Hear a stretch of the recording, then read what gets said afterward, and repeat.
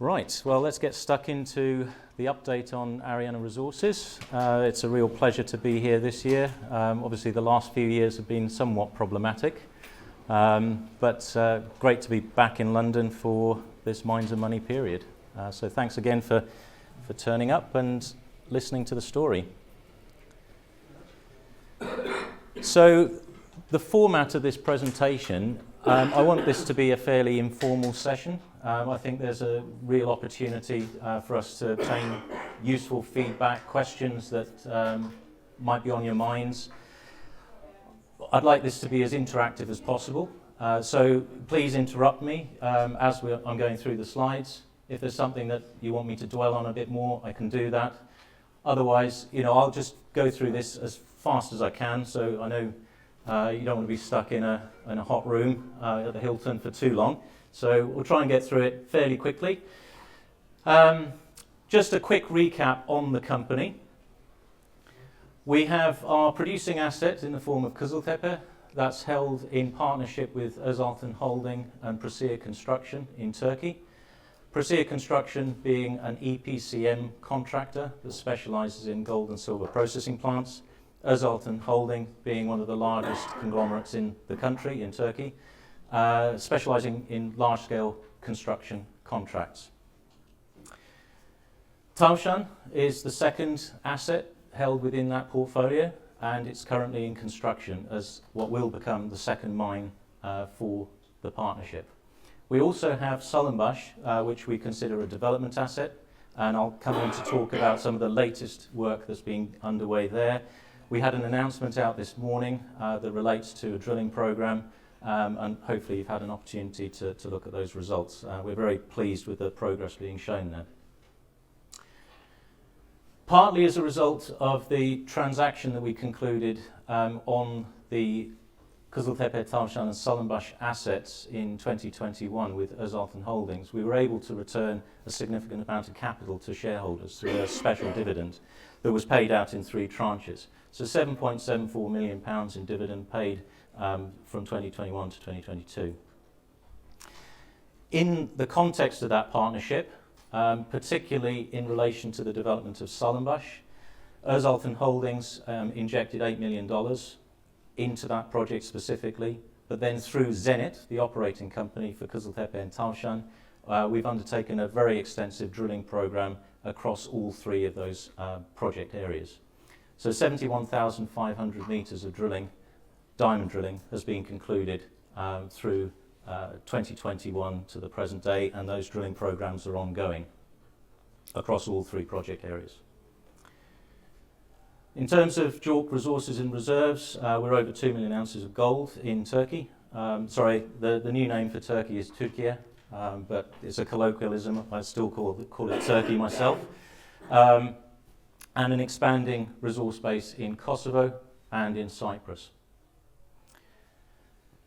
How is all of this possible? Well, it's ultimately down to the board and the whole of the management team, both here in the UK and largely in Turkey.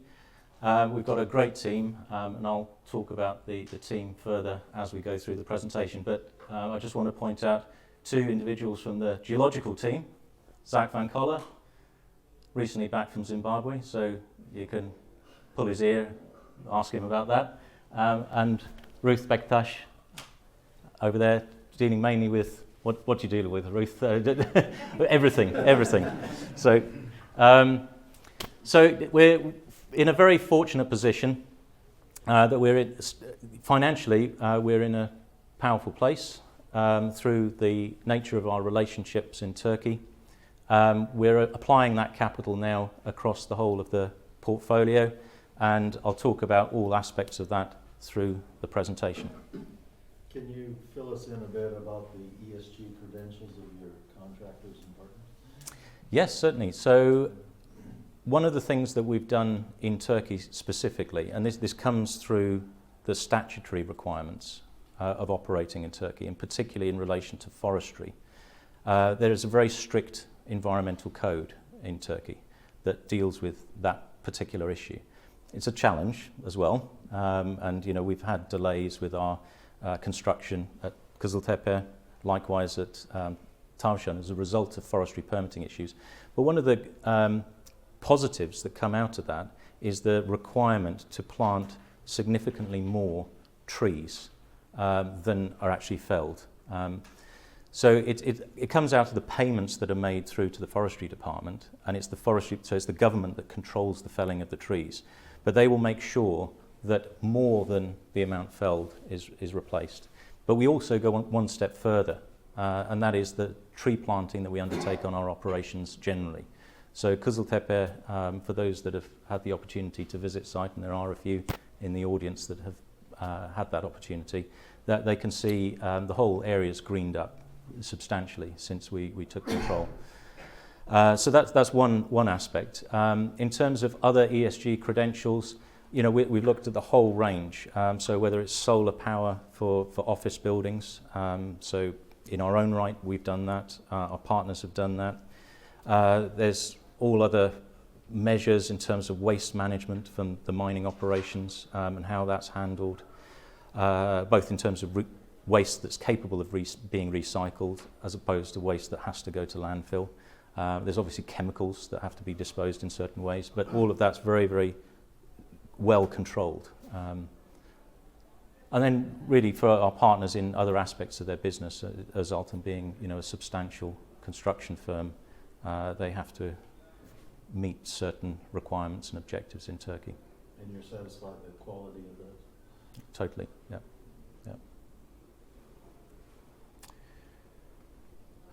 So I won't spend too long on this slide. The point being is that one of the things that we've really excelled with is the application of technology right across the spectrum of the exploration work that we undertake, be it grassroots exploration all the way through to resource development and indeed into the mining stage.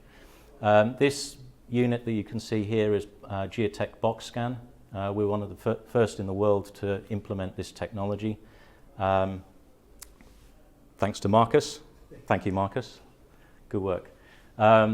So this is a technology that we've had operational now for a couple of years.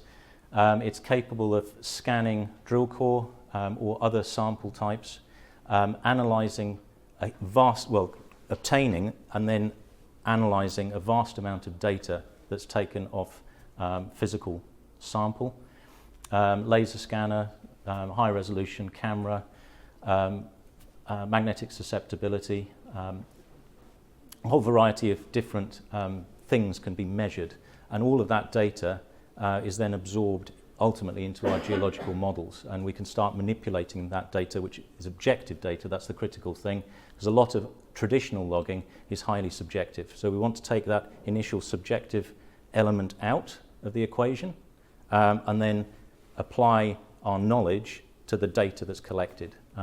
So it's one of the very important developments, I think, that has come out of recent tech developments. But I also want to pay tribute to the whole team out on site. This is just part of the team. But we've got geophysicists, geochemists, geologists, obviously, in the team. Very capable, young, enthusiastic group of people. A real pleasure to work with.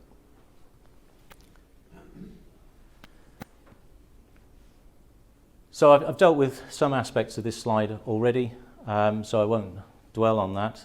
The point of this slide really being to show the progression of the company through time. So when we started at our IPO in 2005, indeed before that, the size of these circles represents the scale proportionately of the market capitalization over time.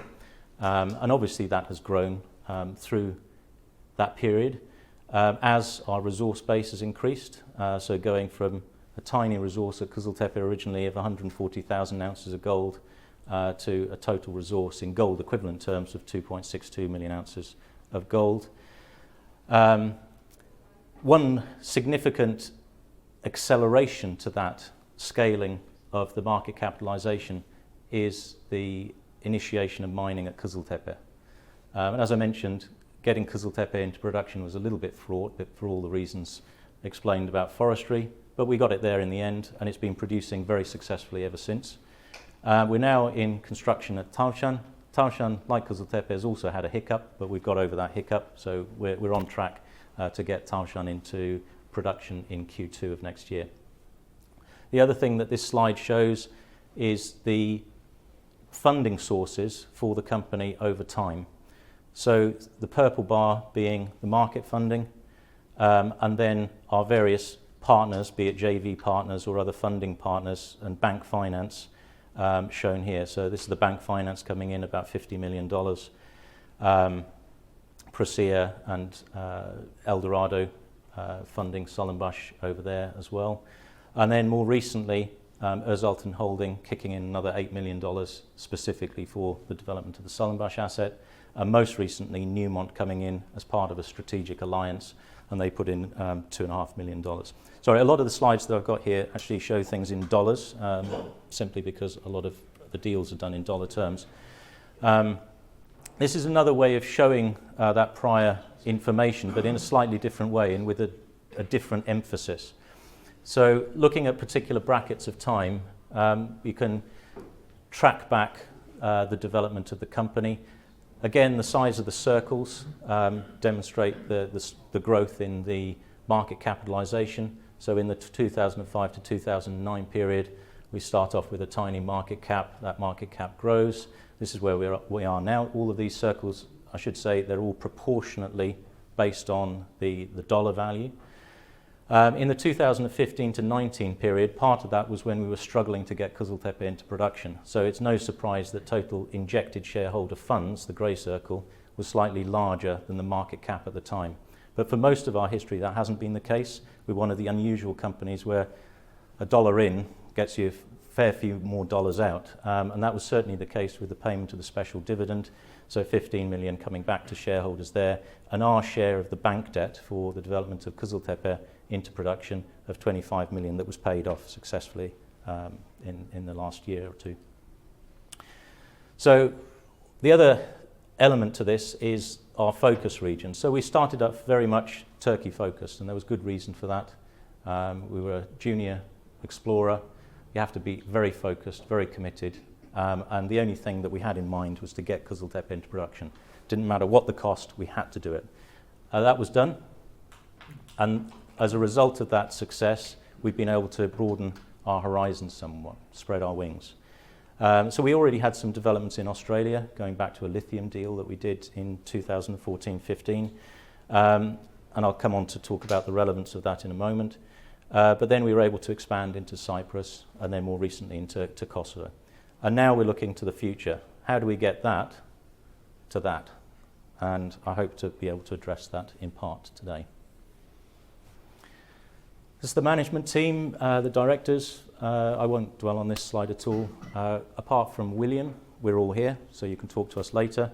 And most of you know us anyway, so I don't need to blow my own or their trumpets too much. Quick recap on the capital structure of the company in terms of major shareholders. No drastic changes there. Pleased to be joined by a few of our private shareholders today. So thanks again for attending. One of the major shareholders that we have is Newmont. As I explained a little earlier, that was the $2.5 million that they injected into the company in 2022, specifically to undertake exploration in Eastern Europe. Starvest and what we call their related parties, so that's the estate of Bruce Rowan, at just over 3%. And Procia Construction, they've maintained their holding for very many years now. It's nice to see the market cap tick up as well this morning. Gold and silver revenue, so this is the effect of Kızıltepe going into production in 2017. The grey bar being the silver contribution to the revenue, the gold being the gold contribution. 2022 being our most successful year to date. A couple of different reasons for that. One, the gold price was doing pretty well. Two, we just initiated the higher rate production throughput capacity on the processing plant, and also we were mining one of the highest grade zones within the Kızıltepe area, the Kepez prospect. So that was an anomaly. Typically, you know, we've it's been in that sort of 40 million sort of range in revenue. This year will be a little shy of that, but who knows, because the gold price has been doing rather well of late. Again, a different way of showing that resource growth in comparison to the prior chart that I showed. This just done a little bit more clearly. So our very first resource estimate back in 2007, we've consistently grown the resources across Kızıltepe, Tavşan, and then Salınbaş. We've been adding Cyprus since. So in 2021, Cyprus has a contribution to this. And indeed, as we go into the future, there'll be other additions. So Slivova in Kosovo is another example. How is this all possible? Well, it's ultimately down to drilling. And one of the things that we've been able to do very successfully in the last few years, as a result of the deal that we did with Özaltın and Presea, we were able to substantially up the rate of drilling.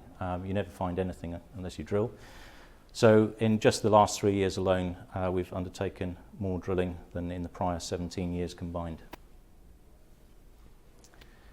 Now, having a look at the company in terms of its global structure, so to speak, we have Zenet, the joint venture in Turkey at the apex. This is the cash cow, the engine of the company. We hold 23.5% of that as a result of the rejig deal that we did with Presea and then bringing Özaltın in as a 53% shareholder. And just to recap, that was the result of that was the payment of the special dividend to shareholders. One tier beneath that, think of this pyramid in terms of decreasing risk and increasing value. So as you go back in the pyramid, the risk profile increases. But these elements of our business are highly significant, and it's important that we're always trying to move a project from, let's say, the Asgard Metals Fund area into the next tier up and so on. That's how we want to progress the overall portfolio. Venus Minerals, focused on Cyprus, we hold 58% of that currently. I'll talk about each of these in more detail later. Western Tethyan I've already mentioned. Asgard Metals Fund is certainly something I want to talk on at some length today. One of our recent investments is into Rockover Holdings. I'm very pleased to be joined here today by the team of Rockover. And then beneath Asgard, we have the project generation division. That's a fairly loose term for quite a lot of work that's undertaken, but it's really utilising all those specialist skill sets that I was talking about that the team possess, and trying to identify new project opportunities that we can move into the Asgard Metals Fund or indeed further up, depending on how advanced they are. And this is how we're currently spread geographically. So we've Turkey was our cradle, but we've expanded our horizons quite considerably since then.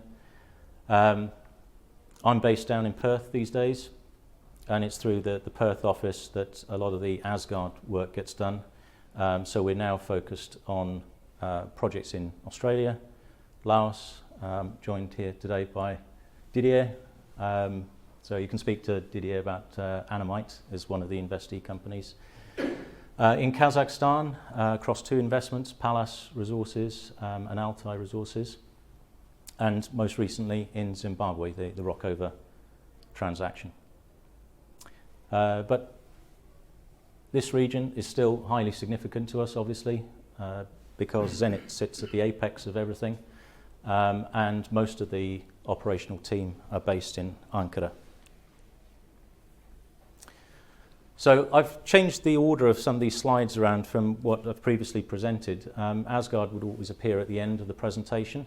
I've chosen to switch it around because Asgard we hold 100% of, but Asgard itself then owns smaller amounts of the underlying investee companies. Some of those I've just mentioned. The point of Asgard is that it's feeding that bottom part of the pyramid, that large spread of project opportunities. That project generation division is identifying those opportunities. We then, through negotiation, taking positions in some junior exploration companies that are at that sort of early discovery stage typically. Rockover, the investment in Zimbabwe, is the anomaly to this. and I'll talk about the reasons for that in just a moment, because that opportunity is significantly more advanced than other projects within that portfolio. We typically inject some cash into the investee companies, but we're also contributing a significant amount of consulting time to the development of those projects. That consulting time is paid in shares in advance. So moving on to our interest in the Dockway Gold project through Rockover Holdings. As announced a couple of weeks back, we've taken a 1.3% initial interest in the project with exclusivity. The project is significantly advanced, so it's already gone through pre-feasibility work. It's got a substantial amount of drilling undertaken. These are the drill holes into the Dockway North part of the ore body. There is a separate part of the ore body that's referred to as Dockway Central.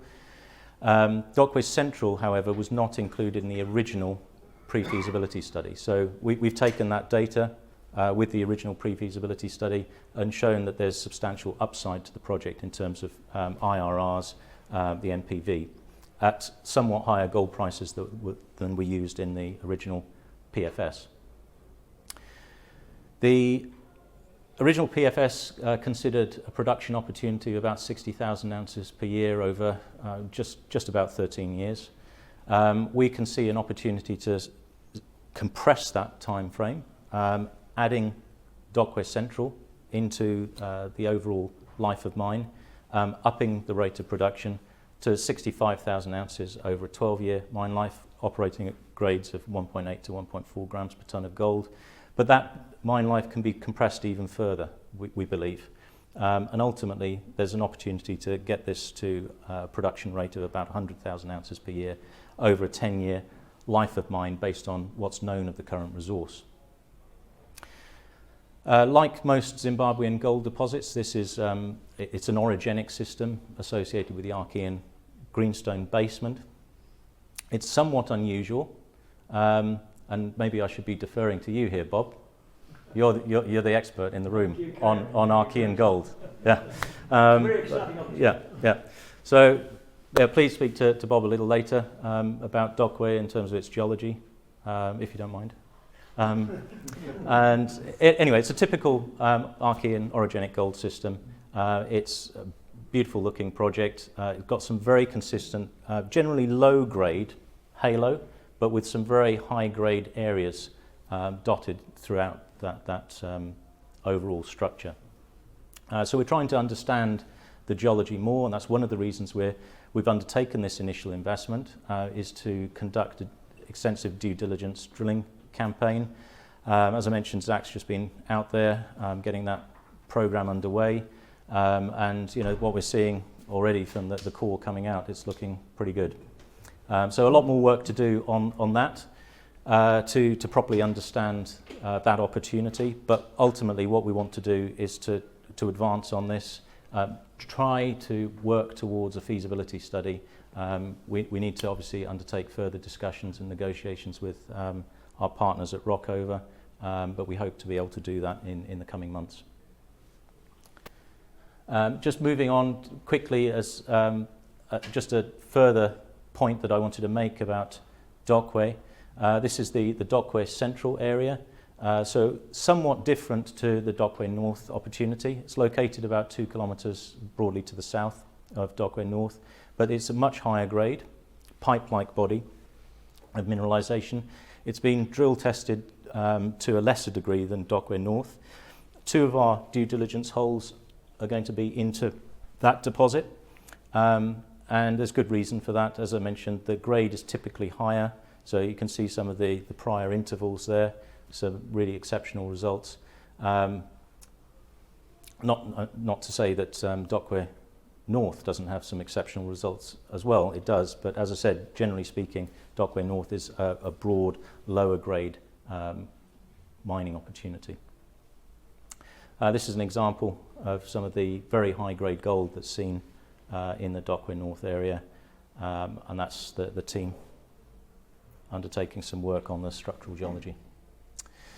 Is there a Dockway South? There is a Dockway South. Yes, Is that but yours? No, there's a Dockway South. Zach, do you want to say anything about Dockway South? What you can say about it? No. You got to be careful where I stand here, but no, it's very early stage exploration. No drilling yet, but again, as with Dockway North and Central, it's giving off a really nice anomalous exploration kick in terms of soil data that's available. We verified some of the outcropping geology, so I think that's the real major difference there. Is Dockway South is outcropping geology. Dockway North and Central are undercover. They're essentially discoveries undercover, quite thick cover, so 40 meters for Dockway North and about 25 for Central. And it seems like what we're seeing in the south is far more structurally controlled, but still giving off a little bit of copper and gold kick. Yes, it's pretty exciting. Thanks. So back to our key focus region, Turkey, obviously. Our activities at Kızıltepe, the producing mine, it's a CIL processing route there. At Tavşan, what will be our second mine, that will be a heap leach processing plant. And the Solush project located in northeastern Turkey. This broad region here in eastern Turkey we refer to as Project Leopard is a very early stage greenfields exploration opportunity. We've already picked up the first licenses in this region, but this is a long-term play, and it's sort of looking to the years ahead strategically. Across this region in Eastern Europe, out of our Pristina office through Western Tethian, we've been working primarily in Kosovo. We've also been working into North Macedonia as well, but looking at all the countries within that purple outlined area. In Kosovo, licenses have been secured for a number of different project areas, but one of the highlights is Hertica. Hertica has already been identified as a project of potential interest to Newmont within the context of the Strategic Exploration Alliance, and they've accelerated the exploration on that particular project. So we're at drilling stage there now. That drilling is well underway, and some of the initial geological information that we're getting out is highly encouraging, and the Newmont team have just been out there in this last week or so. There's a lot more work that we can do through Kosovo and Macedonia specifically. We just concluded a very large BLEG stream sediment sampling program in both countries. So Macedonia largely in just the north-eastern part, but Kosovo has been covered already. The work on Macedonia will continue, and this is really to identify new opportunities for the strategic alliance. If we identify anything that's potentially significantly anomalous, the intention would be to go out and try and get the relevant exploration license and undertake further work. So there's a bit of a mixture of advanced projects at the mining stage, development assets such as Solush, as well as greenfields exploration in eastern Turkey and in Eastern Europe. In Cyprus, however, it's more advanced. We're at JORC resource stage across the Magellan project area. It's a series of individual components to that. Kokinoya, Kliru and New Shah, the three dots there. But we've also identified an exploration opportunity in the Mariner project area. This was a discovery made by Zack and team. That's now a drill target. It's a cracking looking thing at surface. See copper mineralization at surface, never been tested before. So that's an area that we really want to get into. I should also say that we remain in dialogue with the owners of the Apliki project, the Akavu group, and we're going to be continuing to talk to them about how we might engage in terms of a broader development plan for the island of Cyprus, focused on copper and gold. So each one of these individual components of the company I'll address now in a little bit more detail than I have so far. In the case of Western Tethian operating in Eastern Europe, there is the Slivova Gold project that forms part of that arrangement. Paul Kuhn from Europa is here as well. Thanks for joining us, Paul. So if you've got any questions about Slivova or indeed the deal that we've undertaken on the Slivova Gold project, please speak to Paul or myself. The idea here is that it's a relatively small opportunity, but strategically important to the development of a broader plan for Kosovo and indeed the region. It's high grade. We've already gone through the process of a new resource update, a preliminary economic assessment. All of that news has come out over the last year. We see this as being a potential sort of Kızıltepe look-alike. Different geology, but look-alike in terms of scale. And one thing that I've considered is the possibility of potentially moving the plant from Kızıltepe when we end production at Kızıltepe and bringing it into Kosovo for mining to commence at the Kosovo site. So that's something that we obviously need to talk about with our project partners in Turkey, but they are well aware of this development, and that is something potentially that we could do in the years ahead. In the meantime, there's a lot more work that needs to be undertaken on Slivova, so we intend to do more drilling to grow that resource. Continue to work on the mining opportunity and what that means. It will be open pit and underground, combination of the two. In terms of drilling, we've got to test out the down plunge continuity. There's serious opportunity there to ultimately chase mineralisation to greater depth. That's where the exploration and resource opportunity lies, as well as within the broader Slivova region. And I've already covered the Newmont element of that Kosovo and broader Eastern European project area. The main thing being that Newmont's in this for identifying multi-million ounce opportunities. So they'd only get out of bed really over 2 million ounces. So that's what we hope to find ultimately in the longer term with Newmont. But they've got a great team involved in this project with us, and we're certainly very grateful for their support. Venus Minerals, of which we hold 58%.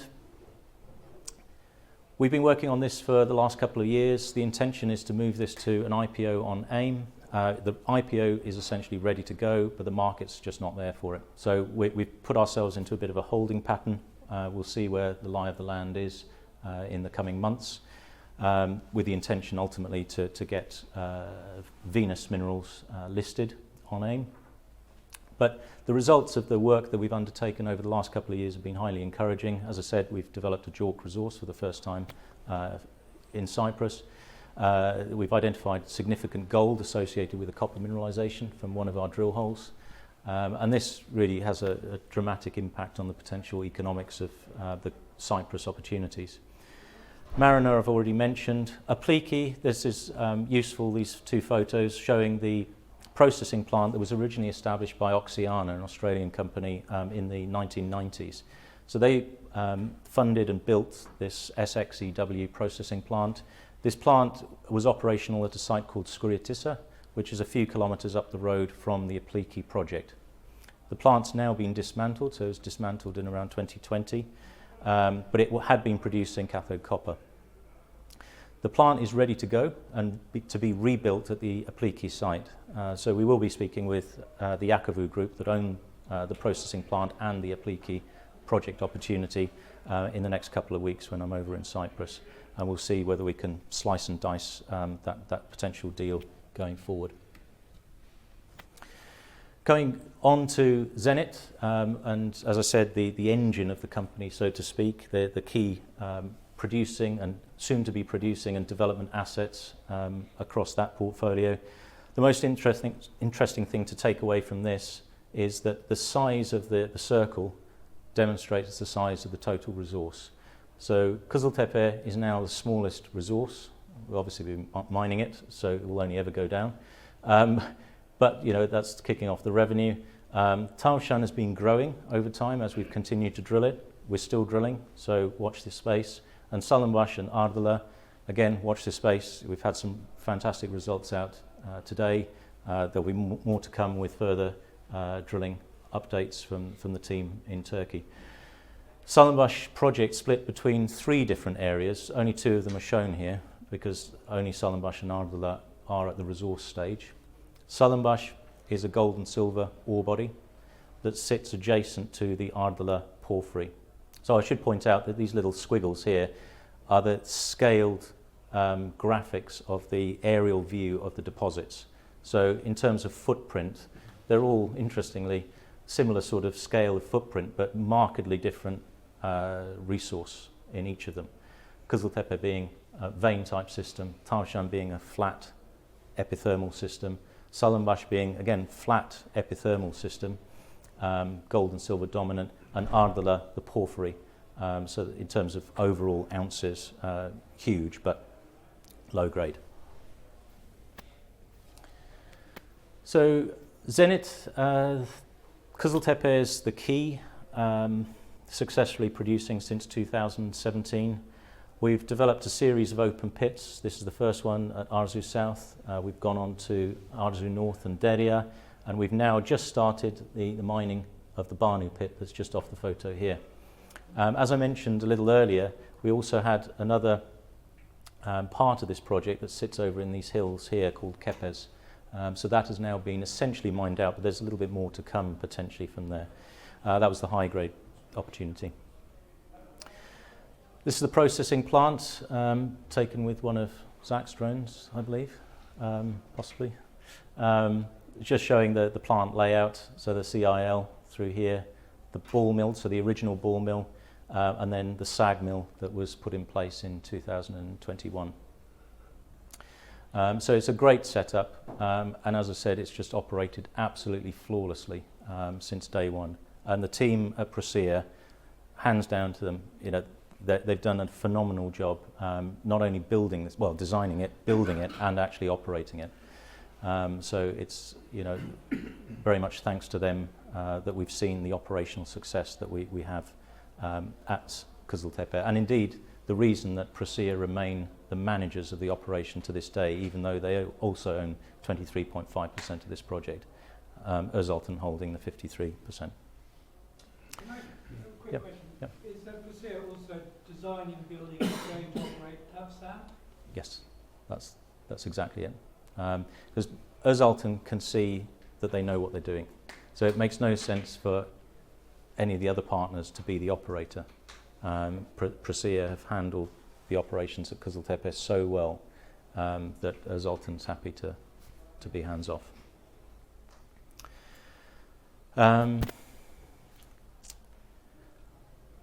Lower quartile operating costs.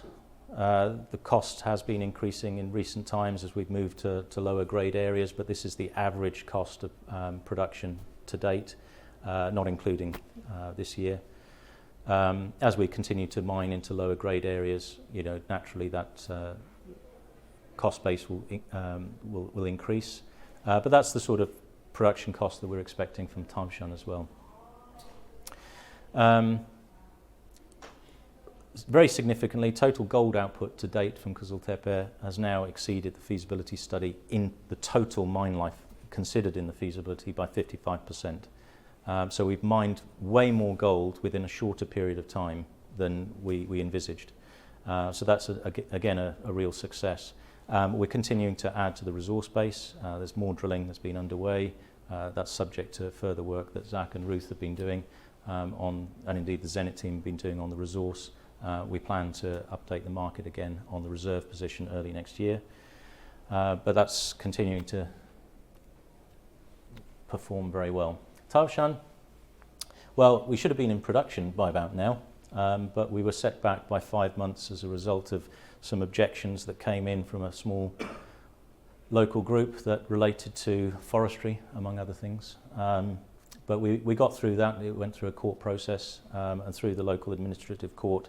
That was eventually, it was ruled in our favour, but it did result in that significant delay to the construction. This photograph was taken a little while back, so it's not the most recent photo, but it serves the purpose of showing the layout. Over here are the mine administrative buildings, the construction offices there currently. This area will be where the heap leach pads are, so we'll be developing those in a series of 3 stages over the course of the coming years. The ADR plant is just over that little hill there. So work on that underway. and this is the mining contractor's office and equipment yard. This road then goes off to the first of the open pits. So that road is now fully constructed and we're ready to start hauling ore. So it's looking like it's in pretty good shape. We're aiming for a Q2 start currently. Once we've gone into production in 2024, there'll be a little bit of a ramp up given it's a heap leach operation, but the plan would be to keep that mine running for about 8 years. It can grow, so that's one of the purposes of the current drilling program and indeed future programs within the broader area, is to continue expanding that mine life. That comes obviously through the additional drilling that we're doing and the work that we need to complete on the feasibility post the new resource update. So again, a lot of work underway. With the heap leach, I don't really understand them. In terms of the getting above 30,000, is it possible once you've set 30,000 to actually increase the number of ounces as well as increase, or is it always going to be a maximum of 30,000 indefinitely? Yeah, so the ramp up is sort of significant to your, in answer to your question. So from a heap leach, you can't recover all the gold very effectively on day one. It doesn't work like a CIL operation. So there's a build-up because the fluids have to percolate through the heap, collect the gold, and that takes time. So there's always going to be that effect. But once we've reached optimal percolation within the heap, and assuming that the heap's been loaded with the right grade of ore and so on, we should be able to maintain around 30,000 ounces per annum of production fairly consistently going forward, assuming we maintain that sort of appropriate grade on the heap, we maintain the right level of percolation of the cyanide solution on the heap. It's not affected by things like rain. You know, rainfall, heavy rainfall can obviously dilute the solution. And so there are things that have to be managed with heap leach that aren't, you know, necessary to think of in a CIL case. In terms of the drilling, that's going to extend the term rather than increase the ounces Yeah, per annum. correct. Yes, that's exactly right. Yeah.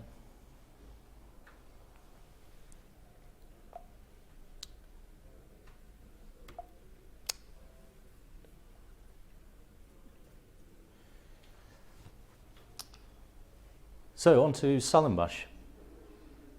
This photograph shows the lie of the land in the Sullenbush area. The Sullenbush discovery outcrop over here with the ore body running down the hill. This is a sort of semi-transparent of broadly the same view. The yellow ore body being Sullenbush and running into what we call the AS zone that ultimately connects to the Ardala porphyry over here. The porphyry that we depict on this diagram is just the core of the porphyry. So it's the most heavily mineralized part of the porphyry as we currently understand it, and that's key. Most of this area has not been drill tested. And part of the reason is the very, very steep topography. It's very difficult to get drill access into these areas. But you can see from the alteration that this forms a very significant feature. And we know from the drilling that has been undertaken in the periphery here that we're intercepting mineralized porphyry. So this is very much, in my opinion, an underrepresentation of the porphyry opportunity in the Ardala area. Ultimately, it was the porphyry that drove the mineral system that gave rise to the Sullenbush gold-silver zone, which, as I mentioned earlier, is this sort of flat-lying ore body that's just running underneath topography. So if topography is doing that, Sullenbush is doing that.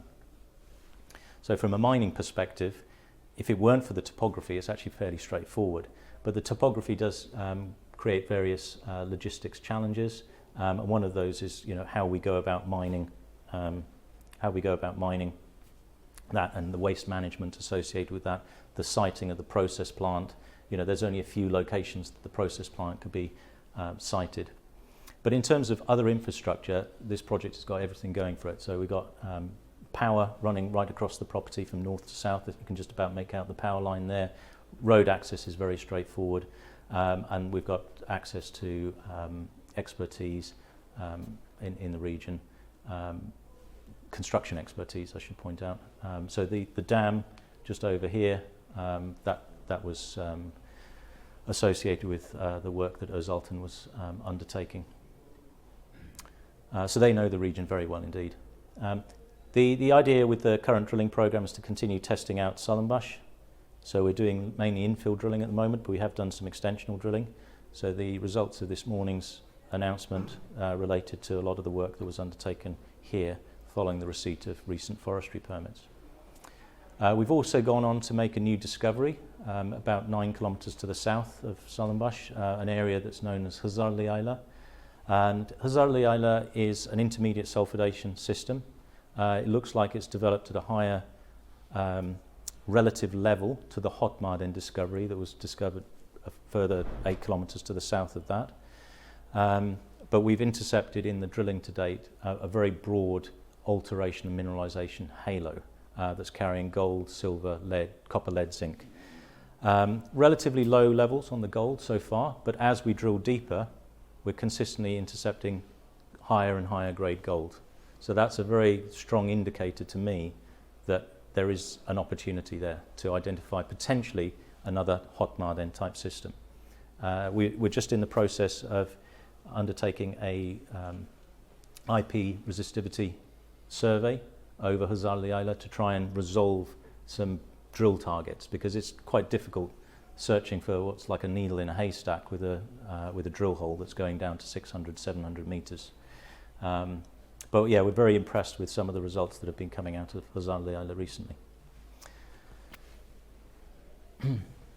So just very quickly to recap, the company is obviously backstopped by the profitable operations at Kızıltepe and soon to be at Tavşan. So financially, we're in a strong position. We're expanding our operations in Turkey across that portfolio, but also looking at other opportunities in the immediate vicinity, continuing to grow the resource base, continuing to identify those opportunities we can move into. One of the things that we are also very much focused on since the payment of the special dividend, we're very committed to, and we believe is a strong sort of capital discipline, is that from successful operations, excess capital beyond the operational needs of the business, part of that needs to be returned to shareholders. So that's something that we want to continue to do once we see Tavşan on stream and indeed some of the other projects that I've been talking about. So I hope to see that come in time. Risk. Ultimately, mineral exploration is a game of risk. It's about risk management. It's about identifying opportunities at the right stage, knowing how much capital to apply to those opportunities. You don't want to overcommit to any individual opportunity. Sometimes you have to juggle the portfolio a bit, what I call dynamic recalibration of the portfolio. Situations change. Situations in jurisdictions change as well. So you've always got to be on the front foot. You've always got to know what the right opportunity to move on to is at any stage, and manage those risks as effectively as possible for shareholders' benefit.